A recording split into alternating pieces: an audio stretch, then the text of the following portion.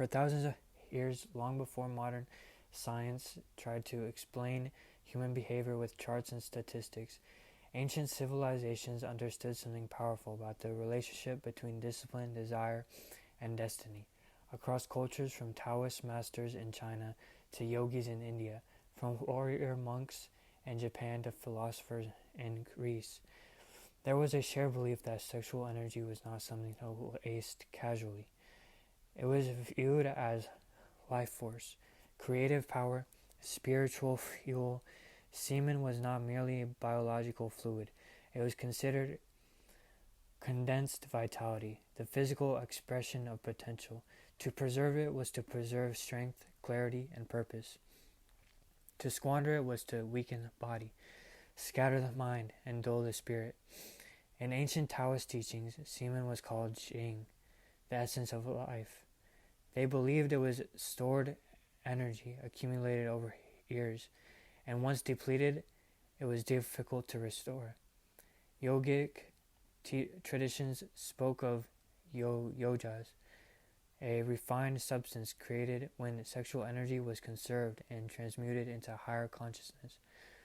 Brahmacharya, the discipline of mastery over desire, was not repression but redirection. It was about learning how to channel instinct into intelligence, impulse into intuition. These traditions did not teach fear of sexuality. They taught respect for it. They understood that uncontrolled desire makes a person reactive, while master desire makes a person powerful. Even in Western philosophy, figures like Plato and Aristotle recognized the danger of excess pleasure. Stoics warned that a man who cannot govern his urges will never govern his life. Roman warriors practiced abstinence before battle to sharpen aggression and focus. Monks across Christian history practiced celibacy not because sex was evil, but because they believed undivided attention strengthened their spiritual connection. Across continents and centuries, the message was consistent. Discipline over desire creates elevation of character. Modern society, however, has moved in the opposite direction.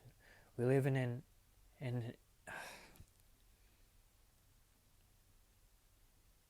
Modern society, however, has moved in the opposite direction.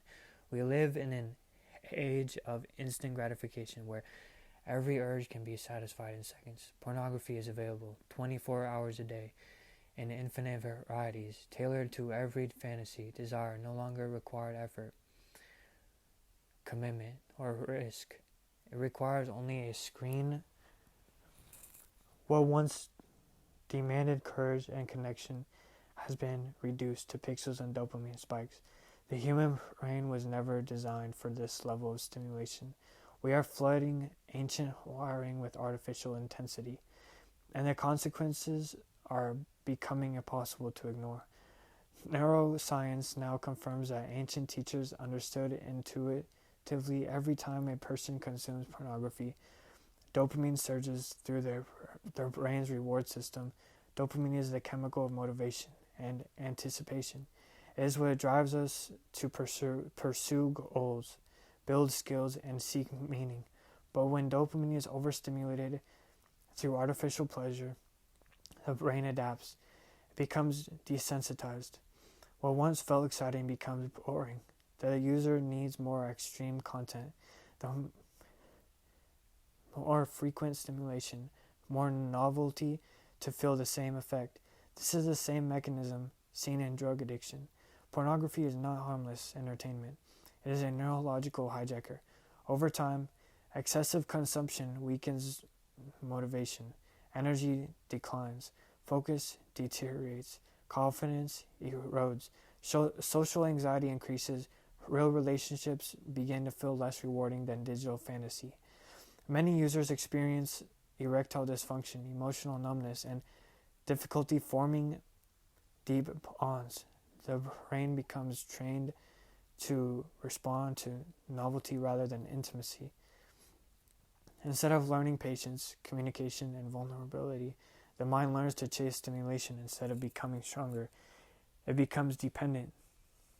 Semen retention stands in direct opposition to this cycle. It is not about shame or denial. It is about sovereignty. It is about choosing to govern one's energy rather than surrender it to impulse. When a man practices retention, he interrupts automatic behavior.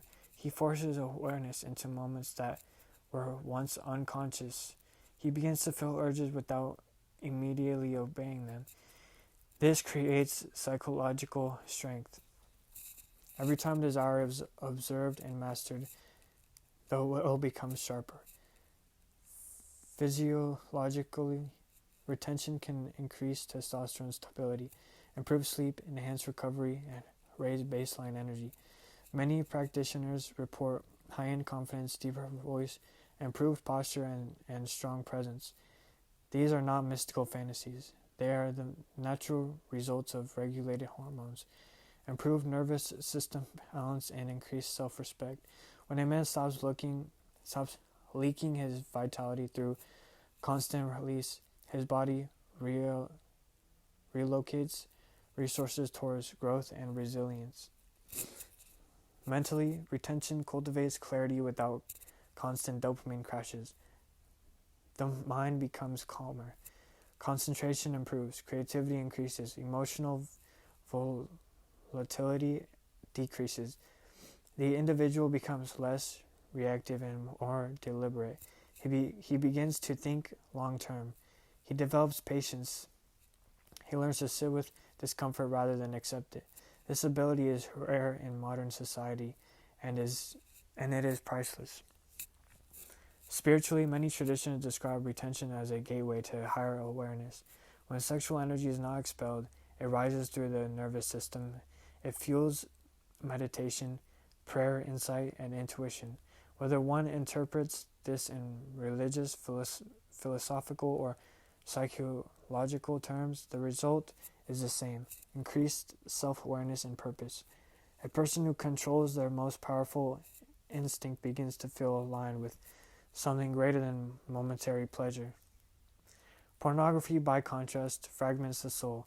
It trains the mind to objectify. It turns people into products and intimacy into corruption.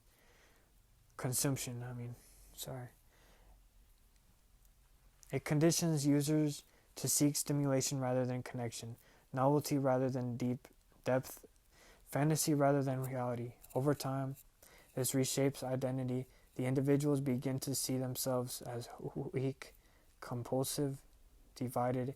Shame grows quietly. Motivation shrinks. Dreams are postponed. Potential is buried under habits. The tragedy is that many never realize what they have lost. They assume low energy is normal. They think anxiety is inevitable. They believe lack of discipline is just part of being human. They do not know that ancient wisdom and modern science both point to another path, a path of mastery, a path of intentional living, a path where pleasure is not rejected but placed in its proper position beneath purpose. Thank you for listening.